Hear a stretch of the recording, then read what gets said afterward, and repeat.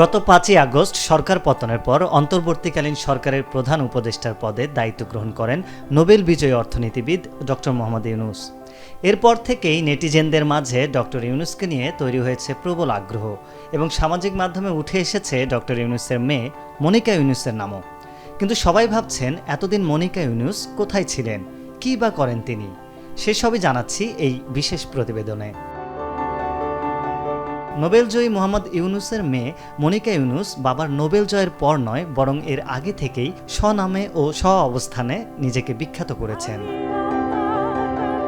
তিনি মার্কিন সোপ্রানো সঙ্গীত শিল্পী, যিনি বিখ্যাত অপেরা দল নিউ ইয়র্ক মেট্রোপলিটন অপেরা সহ বিভিন্ন অপেরা এবং সঙ্গীত দলের সঙ্গে সঙ্গীত পরিবেশন করে থাকেন। যুক্তরাষ্ট্রের দৈনিক পত্রিকা the new York Times, Charleston city paper এবং পাম বিচ ডেইলি নিউজ মনিকার কণ্ঠের ভূয়সী প্রশংসা করেছে।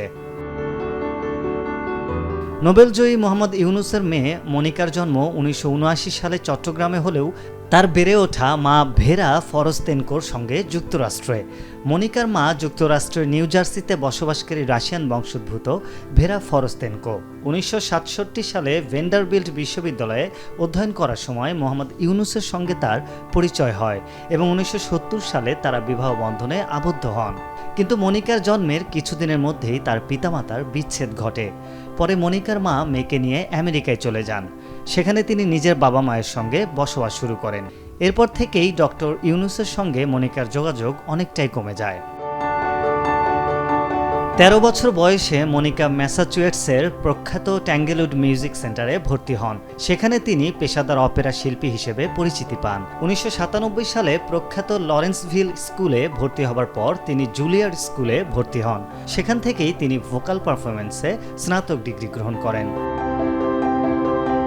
ছোটবেলা থেকে বাবাকে না দেখলেও মনিকা ২০০৪ সালে ইউনূসের সঙ্গে যোগাযোগ করেন।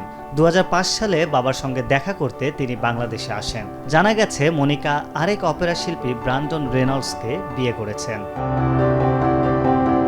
আরিফ হক, মাই টিভি।